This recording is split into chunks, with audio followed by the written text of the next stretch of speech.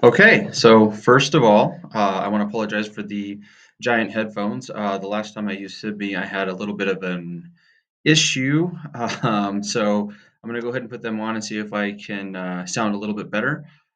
First of all, I'd like to thank everybody for being here today. I know that sitting through a 50-minute video presentation can be difficult, but this one should be interesting. I'm hoping to make it not boring. One thing that I want to talk about today, with in respect to military families and emergency responder families, is the very, very, very important topic of relational harmony. Relational harmony is it's both for families and couples. I know it can be confused with just couples, but it refers to a state of balance and peace within a relationship or within a family dynamic. What you want to make sure was occurring in a family is there is mutual satisfaction, respect, boundaries, open, honest conversations, closeness and connectedness with within the family and or relationship. It's very difficult as emergency responders or members of the military to live in two different systems, and sometimes living not only in two systems but multiple systems. I know we have a lot of officers that work for my police department, and they were at one time were active members of the military, and now they are reservists, and they also are police officers full time. So they're living a lot of times in three systems. You have the emergency responder, obviously the police department system, which has its own rules, regulations, ethics, social mores, and expectations. Then you have the military, which can be a little more rigid. Policing is paramilitary. Military is obviously military. Very rigid structure, very rigid chain of command. Very black and white. Some unpredictability. Not as much unpredictability as in law enforcement. Law enforcement is a little bit more fluid than military life, from what I understand. Military life can be very structured, except when you have like an emergency deployment or you're in some kind of a combat zone or you get deployed to an unknown place. So then you have your family system that you have to live within, and that in itself can be difficult, where you have multiple members of families, children, wives, spouses, partners, girlfriends, boyfriends, whatever you have. Your partners can be difficult. That's a system that is difficult enough to navigate without having to navigate one or two different careers. So what we try to do in relation when creating relational harmony is connecting the partnership between the family unit and or the couple. Um, we're going to go over some elements that I believe are important that I've learned over this last semester, that I think help contribute to a positive, supportive relational environment. And remember, again, this is going to be within couples and within families, so it can work both ways. Also, I wouldn't hesitate to say that it would work within your friendships or friend groups or even within work, right? Your work life balance is important, but you can also use some of these tips to help you through your work relationships as well, because we know spending a significant amount of time with people that you work with can be very difficult as well. That's another system like we've talked about before. So we'll just go ahead and get started. I think being very structured in this is important. So the first thing that I like to talk about when we're talking about with couples relationships or any kind of organizational issue or team issue or family issue is communication. Communication, it has to be open, honest, and effective communication is fundamental for relationship harmony. Now, you can imagine a couple or a family that has been either through deployment or an officer that's working opposite shift. Communication shuts down a little bit, and it's very difficult to keep that communication going, especially when you have an emergency responder, a member of the military who's deployed or gone for long periods of time. One thing that we forget about with like police officers, for example, and firefighters and EMTs is that they work their regular duty hours, and then a lot of times they're offered or required to work off duty or overtime because of historic shortfalls in staffing, budgetary issues, organizational issues, recruiting issues. So it's important to find a way as a couple or as a family to maintain that communication. And communication is not just talking, right? It's actively listening. It's allowing people to express themselves clearly, and creating constructive dialogue around family issues or family dynamics. Simple things like, hey, we're short on groceries. Can you do this for me? Can you go grab this or that?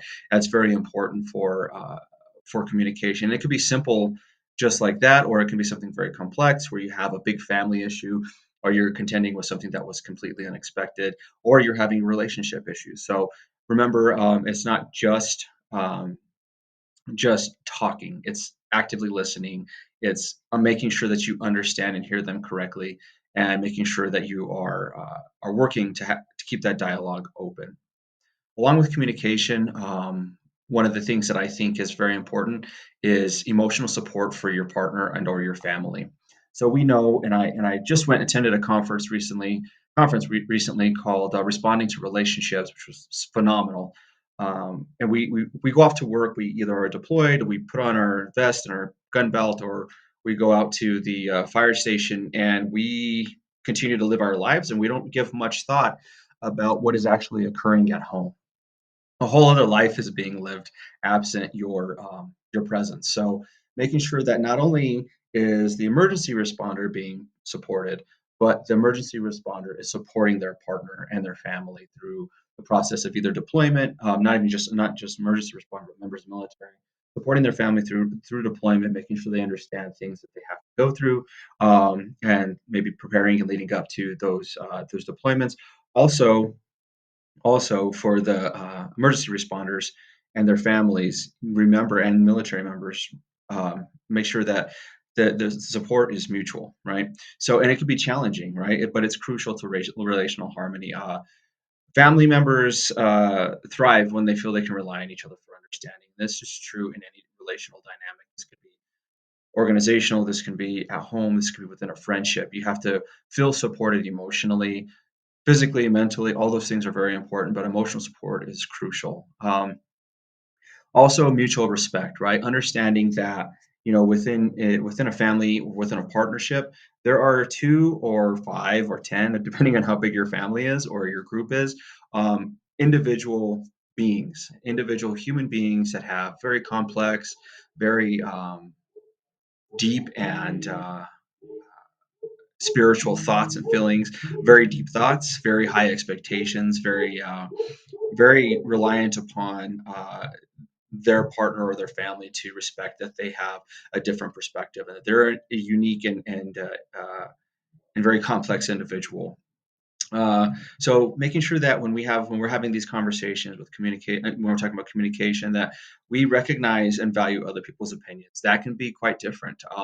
That can be quite difficult to do. And then you have other things that have to be respected is boundaries, right? If your wife or your husband or your partner comes to you and they say, "Hey, I don't like when you work off duty." Right. And I don't would like you to not work off duty anymore because you leave me at home and I'm here with the kids by myself and it's really hard to do.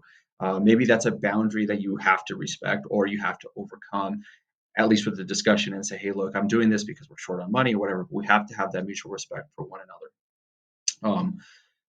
Moving on, shared values and goals. Now, the Gottmans created what was called the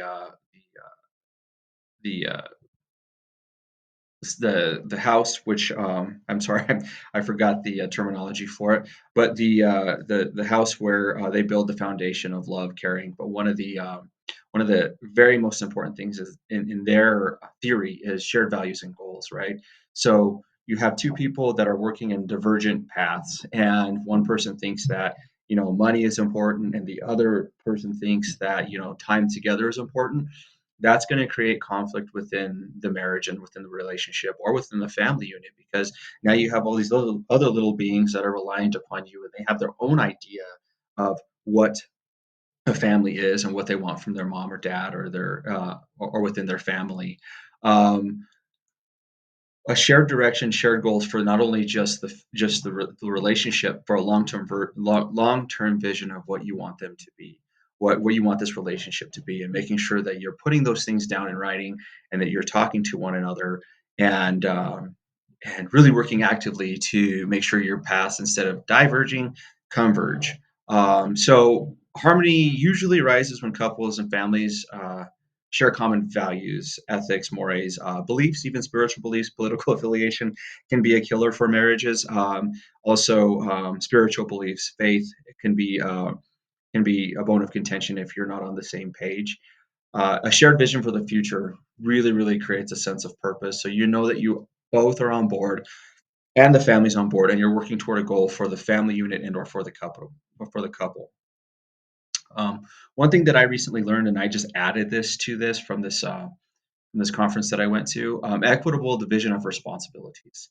And that sounds very, very professional and very rigid, but it means making sure that one person isn't carrying the whole load. I know my past, and I'll self-disclose right now. When I worked overnights as a patrol officer, and then when I would work late as a narcotics detective or a narcotics sergeant, I a lot of times wasn't emotionally available, and I already knew that I was not physically available, right? So I would come home, I would sit on the magic chair, and I would watch the stupid box for a period of time, and then by that time, my wife was already completely frustrated with me because she had been carrying and contending with my really young son and my young daughter at the time, and I just had nothing left to offer. At least I I felt I was just very tired and out of sorts. So I could have been better at that. Knowing that now, I look back now, and as an example of that is I just helped my wife clean the kitchen after dinner to make sure that she wasn't feeling like she was being overburdened by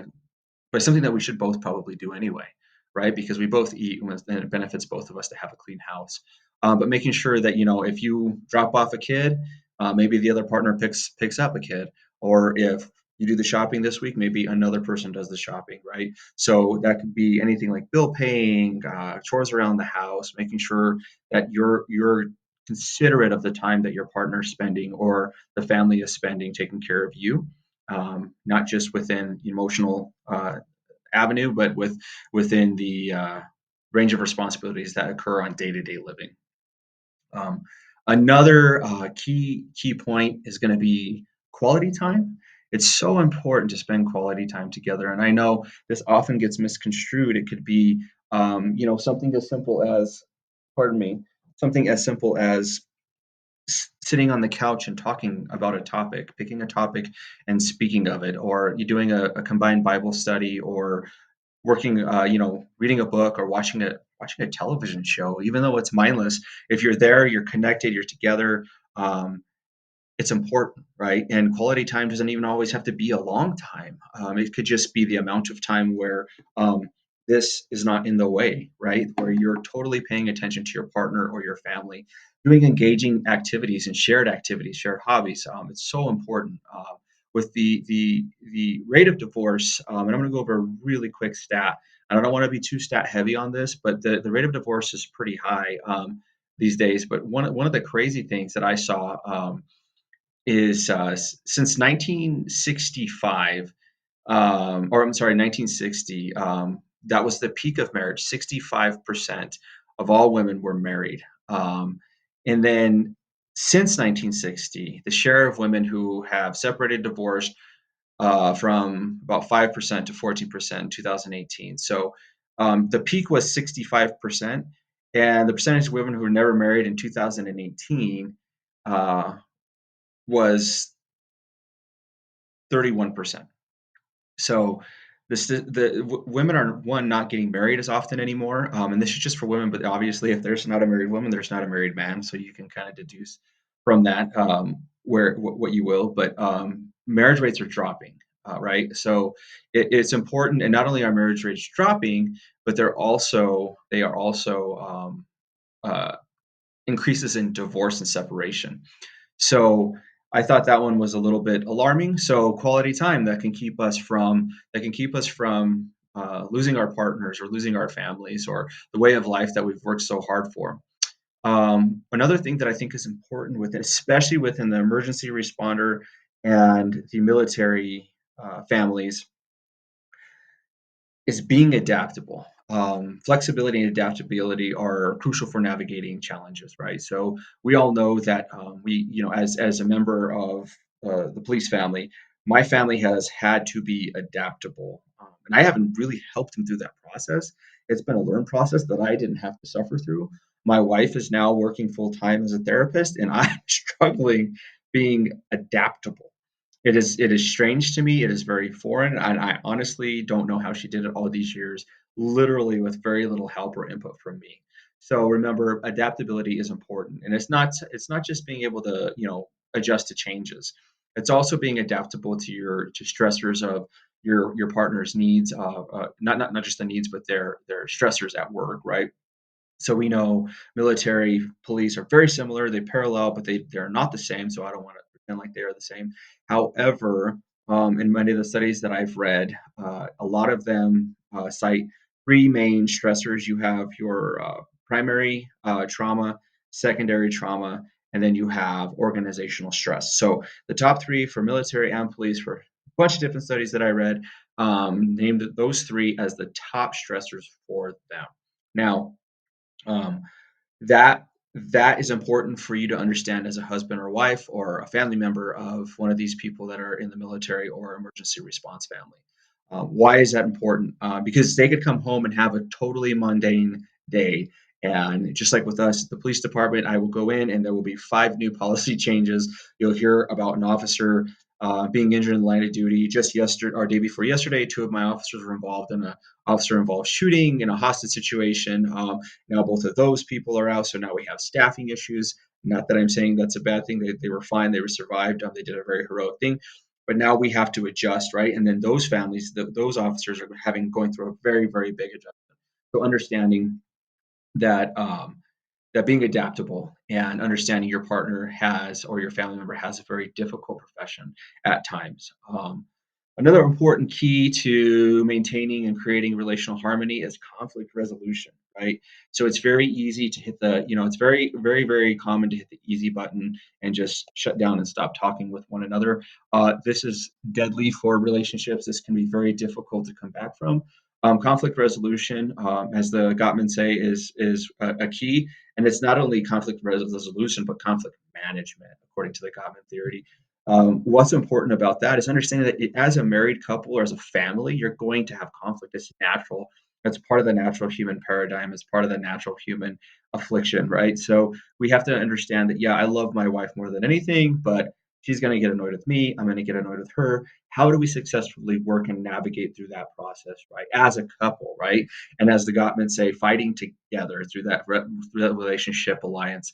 It's important to understand that when we have disagreements, when we have conflict, that we fight the problem and we don't fight each other, right? So I won't beat that up anymore. But this also includes problem solving and compromise, and again, willingness to find solutions with one another. Trust and transparency is going to be very important. Trust is going to be the bedrock of any strong relationship. This goes for family, friends, your loved one, your wife, your husband, your partner, your kids, right? Your children. It's going to be very important to have trust and be transparent when things are not good. One of the things that I've always hated when I was a kid was my mom and dad having private conversations about things that affected all of us, right? I think there's a time and a place to when kids aren't mature enough or they don't understand, to kind of keep some things from them, especially adult conversations. But there is also a time, like with military members, hey, just so you know, your dad or your mom just got orders and they're going to be deployed and they're going to be gone for an expected 6 to 8 months, right? That's important for them to know and not to just drop it on them. Children are very intelligent, very intuitive. It's a very good thing to include them in those conversations. And that goes the same with the emergency response. A change of assignment, a promotion, a demotion, or a change of shifts can have a really, really, really detrimental impact on them. So making sure that one, they trust you enough to tell the truth, and two, you're transparent with them and within the family. Remember, also we talk about ourselves as units, right? So we're a family unit, we're a couple, we're also individuals, right? So making sure that we're taking care of our individual well-being. Right? You're not good to anybody if you're unhealthy, mentally, physically, or emotionally, right? So it's important to remember that you started this journey as an individual, right? Most of your life up until that point was as an individual. You may not have a relationship here or there, but it's very important to take care of yourself because the healthier you are overall, the better you're going to be for your family. Um, so relationship harmony, that's just kind of some of the, I think, important key takeaways, important key factors. Obviously, there is quite a bit more that we're going to talk about today.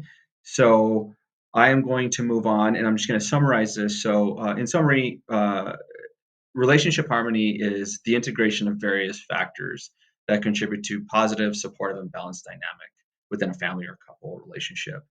So we have to work to cultivate these elements, right? These don't just come naturally. This is not something that you're going to wake up one day and be able to do. I have to actively work every day on my communication. My wife teases me, and anecdotally, we were on a walk the other day, and she said, "Hey, how was work?" And I said, "Oh, fine, same old, busy, busy emails, meetings." And then she said, "So you're going to tell me in 4 hours when we lay down to the bed and talk to me about what actually happened?" And I said, "Okay, point made, touche. I am going to just tell you now because it's weird how your mind kind of works. I've set this pattern for myself of not talking about work and shutting it off and then turning it right back on at 9 o'clock at night and wondering why I can't sleep." So I've been unloading on her right when I get home from work, and she actually appreciates that more. And remember, everybody in the family is going to be an individual, so value each individual for their differences, the uniqueness. That's what makes them special. That's why you fell in love with these people when you first met them, as they were delivered, or when you first met them in a nightclub or bar, or online, as a lot of people meet these days.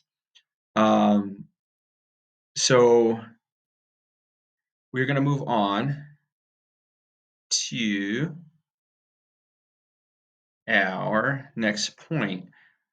So relationship harmony, right? So not just within the law enforcement first responder community, but just in general, right? So we'll go back over those things again and talk about, to make sure we're clear, communication, right? What is that?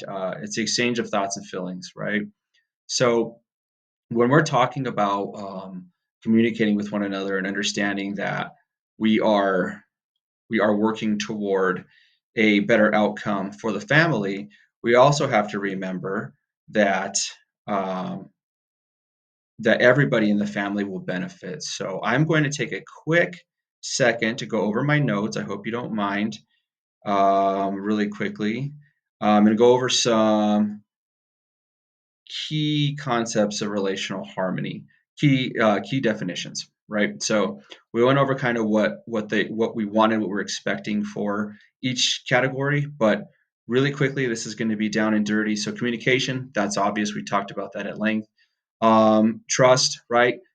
Confidence. We have to have confidence that the people that we're with are telling us the truth. And the role in harmony is trust is fundamental. It's obvious. Respect. We have to respect one another. Valuing opinions and boundaries. That's really going to be important later on down in the training. We have to make sure that we're setting healthy boundaries for one another. Another thing that we didn't talk about too much that I think is really important is the ability to empathize. So, although you may not know what it's like to be deployed or be in a combat zone or be a first responder, emergency responder, you have to do your best to throw yourself into their shoes when they see something traumatic or they explain something to you that happened through the day. Um,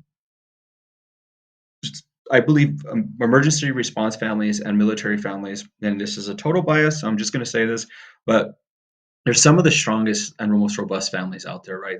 They are taught very rapidly on how to deal with adversity, trauma issues, and it's important though that to understand as the responder or as a member of the military, this doesn't come natural. So we go out, we see our world, we do our thing, and it's almost like we're acting as an avatar away from the family, separate and apart.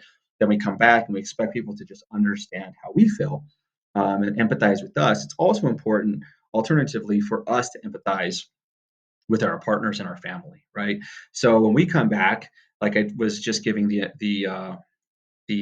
example of me and my wife when my early in my on in my career, where I was out having fun, chasing bad guys, buying dope and guns. I was I was fine. Like I knew what I was doing, but the whole day she had been with my sick son or my daughter who she's helping with a project or she's helping with homework and cooking dinner and going through classes and really carrying the weight of the family on her back. I mean, I have an awesome wife. I'm just going to put that in there really quick, and she did it very well. It was not even apparent to me all the time how stressed and how much she struggled. So making sure that we empathize not only for a first responder or member of the military, but also us as emergency responders, first responders, and members of the military. Empathize with our children and understand how they feel about the dangers of our jobs and the unpredictability sometimes. And then our partners, and making sure that they also understand, or we understand what they're going through.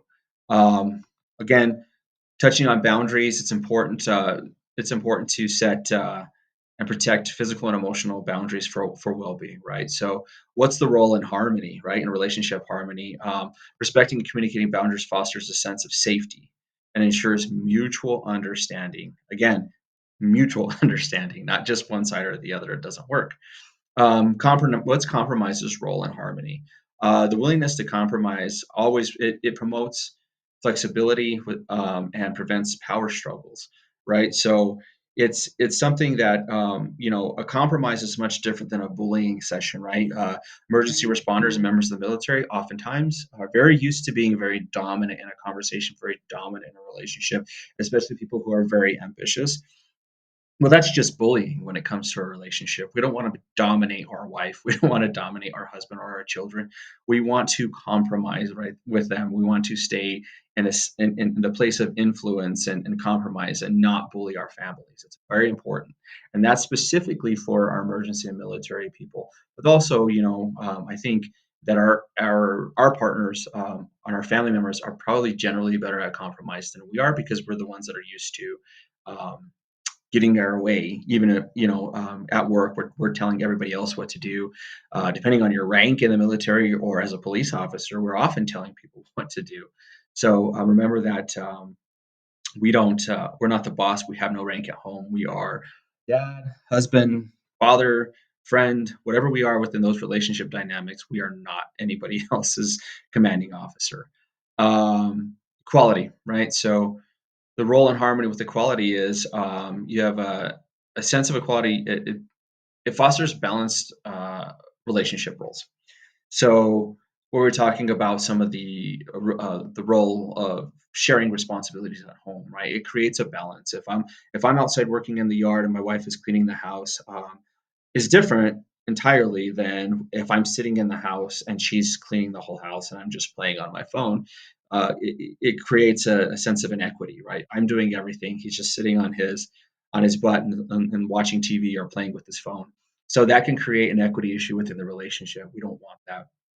Again, make sure that we have positive intentions throughout the relationship, and make sure we foster positive intention with our thoughts, our behaviors, and our words. Right, positive intention.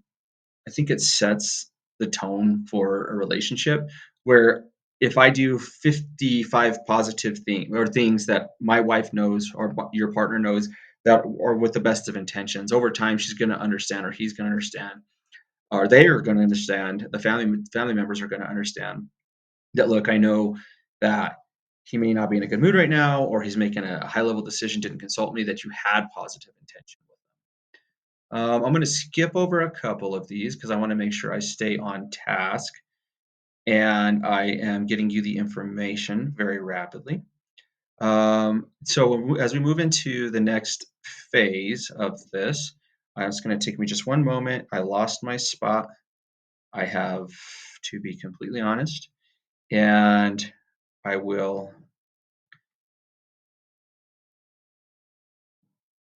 Okay, so the next portion of this is going to be spent working on um, exploring the challenges of relational harmony, right?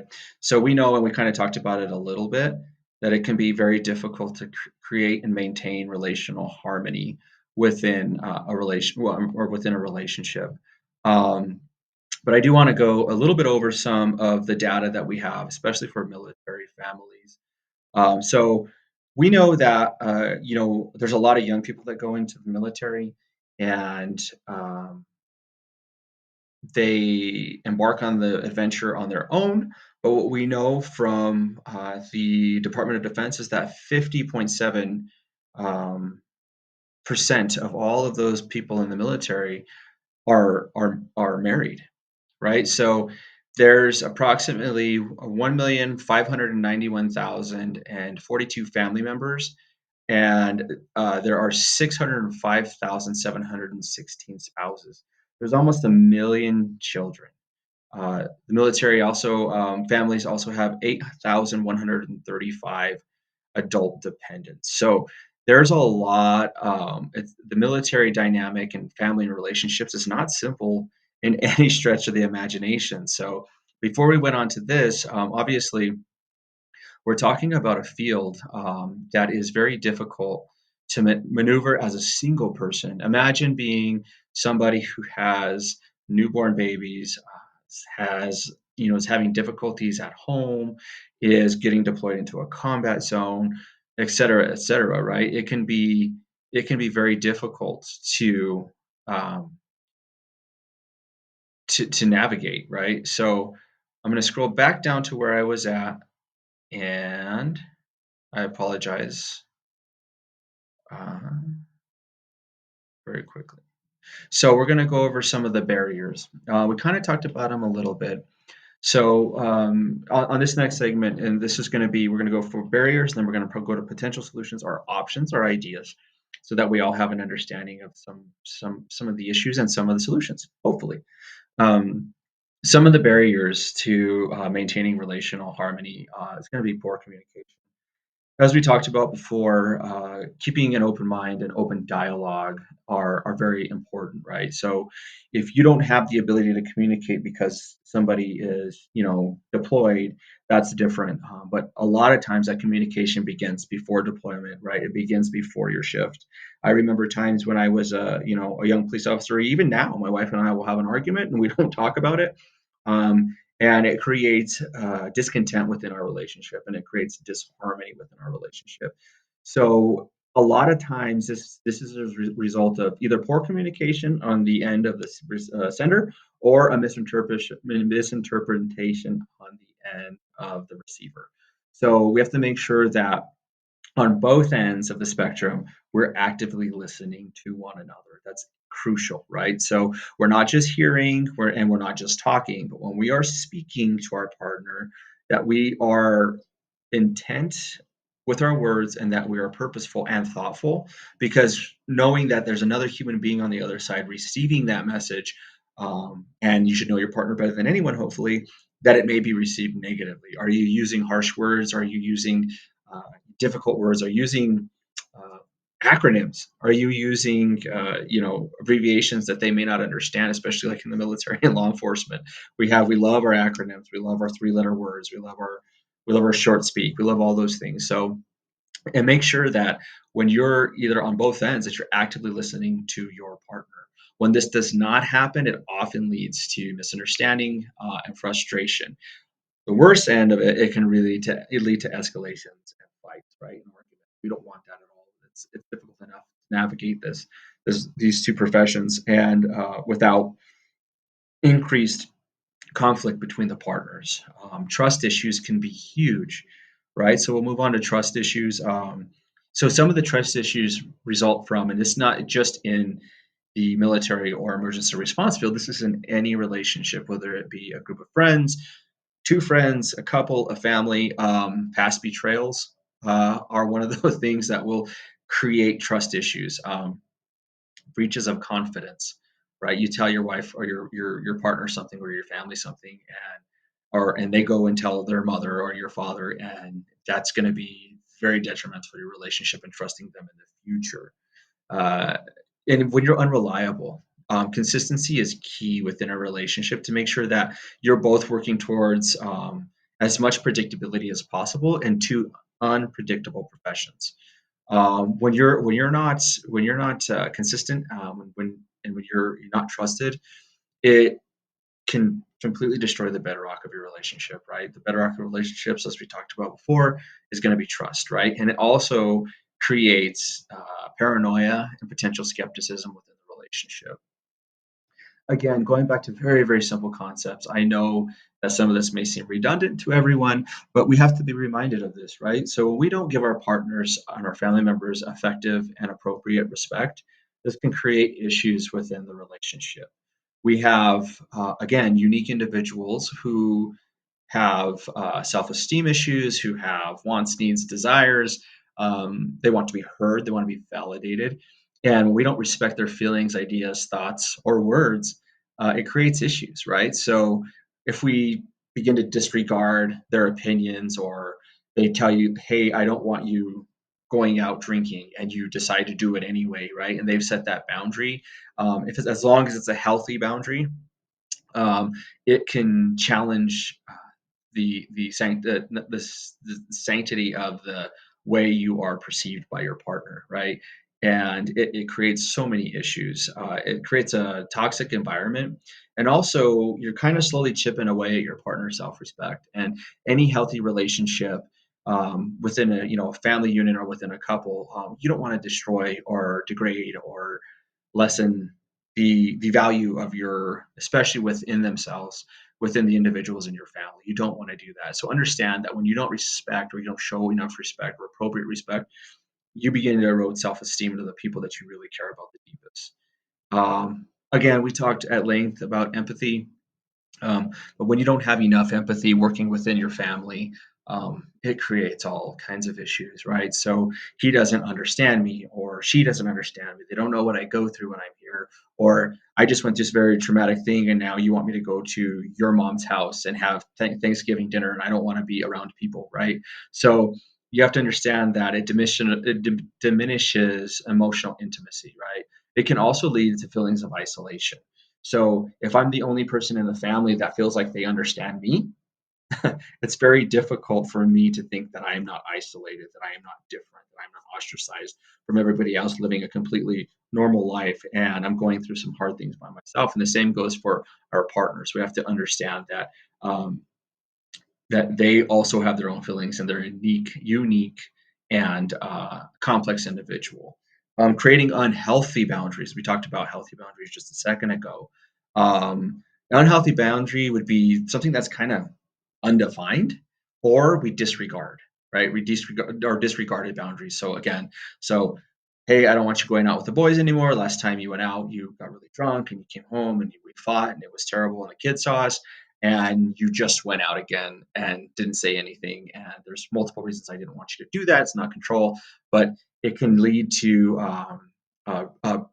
distrust within the relationship, and it also leads to potential conflicts, right? So make sure that the boundaries that are set within your relationship, within your family paradigm, that you do your best to respect and meet those, because it's the only measure they have of us, of our respect, or you have of your partner.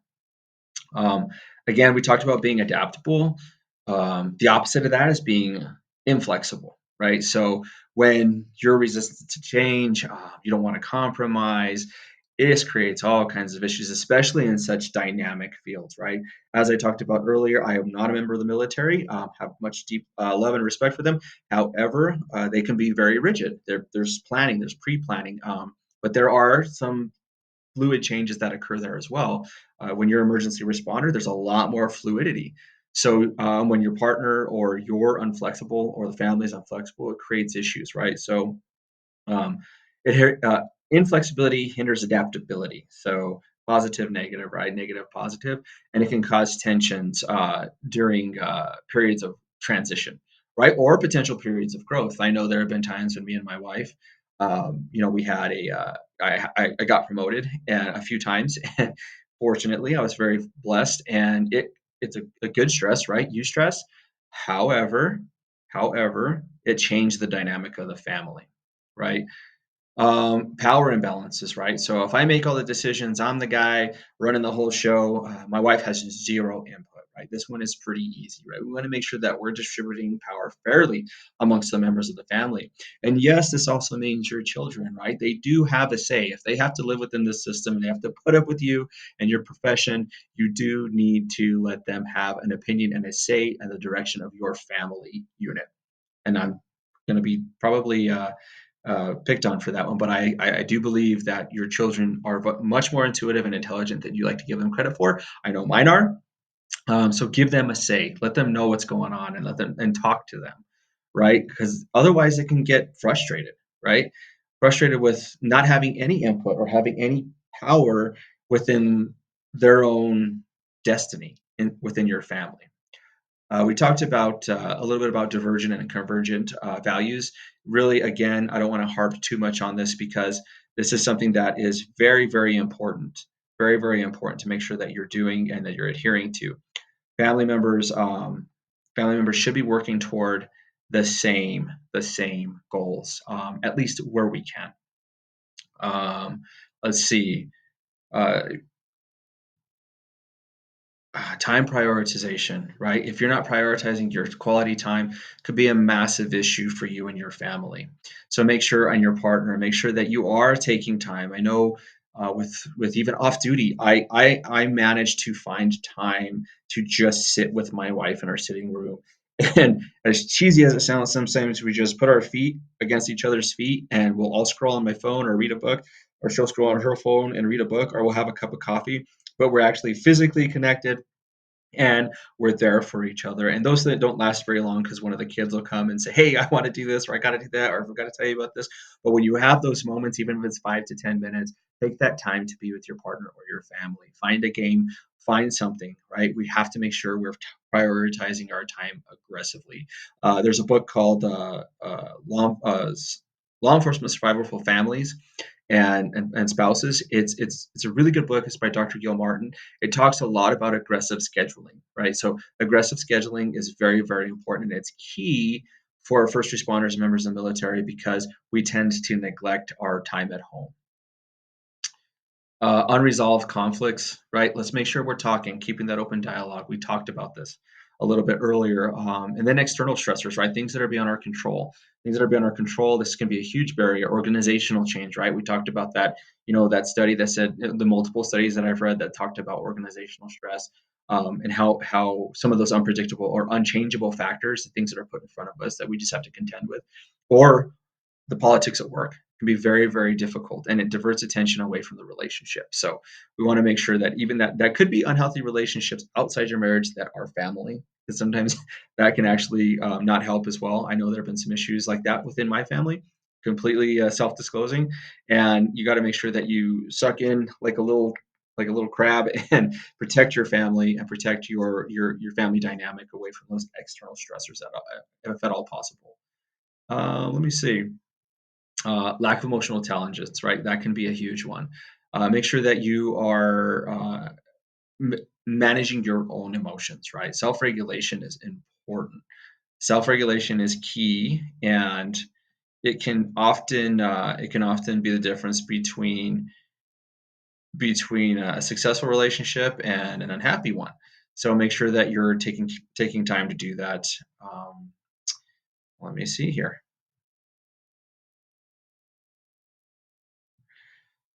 Moving on. So we have to address each one of these challenges, and they don't always pop up all at the same time. Again, so this can be very dynamic. It could be very subtle. It could be one at a time, or they could all hit you at the same time for some reason. For me, it rains, it pours. Just make sure that you're prioritizing,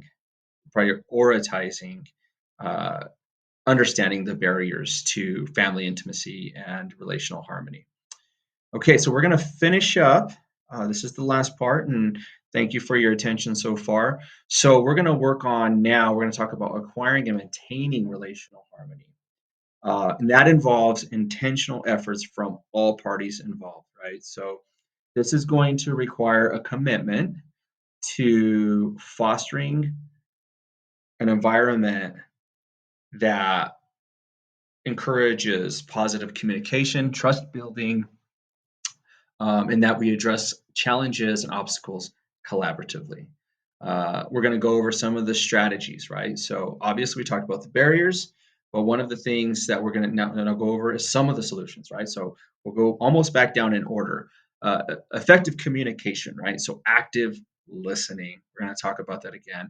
We're going to talk about we want to practice attentive and purposeful and empathetic listening to understand the perspective of our unique, complex group of little weirdos like are in my house, right? So, and I'm the biggest weirdo of them all, so don't take offense. But to understanding each one of their needs, right? So when my daughter tells me that she had drama at school, she's in ninth grade, and I just disregard that. Um, that probably pretty frustrating, right? So it is difficult sometimes to listen to why one of the girls and her had drama. But then again, when I look at it, that's her stress for the day, right? That was stressful for her. So w- with active listening, I'm validating her feelings, and I can also ask her follow up questions. And I kind of get a ton of information from her by spilling the tea per se. And remember, so you want to, when you're active listening, you're also going to be communicating back and forth. So you want to, for effective communication, you want to communicate your thoughts as openly and coherently as possible, and understand that if your partner, your family member doesn't quite seem to get what you're saying, the message, the error is on the part of the message sender, not on the receiver. So if you have a small child, or you have an elderly parent, or you have a generational gap, or you have some kind of maybe even a learning issue, you want to make sure that you're effectively communicating in a way that they understand. You don't want to use big words with a 5-year-old. You don't want to talk too rapidly and too quietly for somebody who has hearing aids, right? We have to make sure they understand us and that we share our feelings openly with them. Moving on from effective communication, which seems to be easy, but I'm telling you, this is a category that I struggle in a lot. We're going to build trust, right? So, how do we build trust?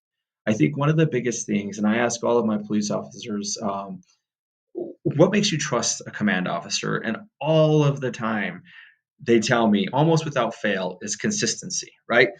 They will talk about bosses that were very, very firm, but they were consistent. You knew who they were when they came in. You knew who they were when they left. You knew how they were going to handle disciplinary issues. You knew how they were going to handle mandatory issues. So that consistency is key within any relationship, right? So consistency, it demonstrates reliability within a relationship, right? And it makes you trustworthy with your people, with your family, your partner, or even with people within your organization, right? And consistent, and you want to be open, right? Consistent and open, and you don't want to hide. To build that trust, you want to make sure that you're open and you work and share information openly without hiding important details, right? So trust building is, hey, this is who I am. This is what I'm about. This is what I did, or this is my goal, or this is my intention, and you're honest about it, right? And then you try to do your best to keep that consistent and make sure that they understand. And over time, you demonstrate that you are trustworthy. It's very difficult to do.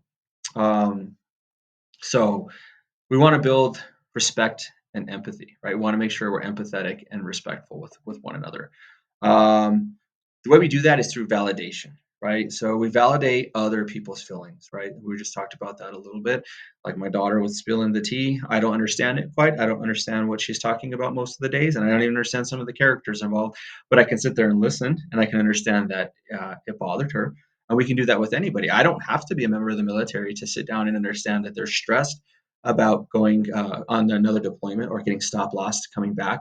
I can understand and I don't completely understand. I've never been through it, but I can understand why they feel that way, and I can validate their feelings. Again, empathetic understanding, right? So it's on us to seek to understand their emotions, right? And make sure we promote a supportive environment with our family. It's very difficult to go to somebody with something that's profound or stressful, and then the other person looks at you like you're crazy. We're getting towards the end of our time. However, I'm going to go over some of these other things real quick. We want to create healthy boundaries, right? And that happens through clear communication and regular check-ins, right? So we want to make sure we periodically assess boundaries to accommodate changing circumstances. We want to be flexible and adaptable, right? We want to make sure, as we talked about before, we want to make sure that we're supporting and we are helping others through change. We want to balance power, as we talked about before. uh, Conflict resolution, I think conflict management or conflict mitigation is better. But we want to do that through calm communication and problem solving, right? So we work together toward a shared goal and vision, and we work over the obstacle, and we don't go through tearing through one another to get to the goal. We want to make sure we have shared values and goals, right? That's very important. We have to have shared values and goals. I think this is where I am going to end this video or this training session, because this is the most important part, I think, to me, above and beyond like communication or any of those things. We have to sit down and regularly check in on where we want to be within our relationship, our family dynamic, or within our friendship or any other relationship. Um, we'd have to do regular check-ins with one another to make sure we're on the same page. We want to discuss and reaffirm values and goals as we grow, right? People don't stay stagnant. People continue to grow, they continue to evolve and mature, or they go through different challenges or scares or stresses in their life. So we want to make sure that we are all on the same page so our paths stay as convergent as possible. Right. I think when we start diverging on goals and values, that's where we start having issues. And I think that leads to separation between families and couples. All right. So we want to make sure that the last thing, right, is going to be collaborative planning. This can be anything. And this what's awesome about this is it could be simple as hey, we're going to go to the mountains next week. How do you want to do this? What are we going to do? This is going to be such a good time. Let's make sure that we're managing all of those relational harmony goals, right? Sharing responsibilities, making sure that the power dynamic isn't off balance, that one person's not doing the more than the other, that we're communicating clearly and giving everybody a voice, understanding everybody's unique perspective about the trip and also collaborative planning within the relationship, right? So we want to make sure that our plans, not only for small things like we just talked about, the example I just gave, but for relationships, is going to be through shared aspirations and priorities, making sure that everybody's input is heard and making sure that we both have agreement and accord on where we want to be 5, 10, 15, 20 years from now, not only within a relationship, but within our lives. So I hope this was helpful. um, I am going to be ending this session. I thank you so much for your time and attention. I went about a minute and 40 seconds over. You have a great day, and thank you for everything.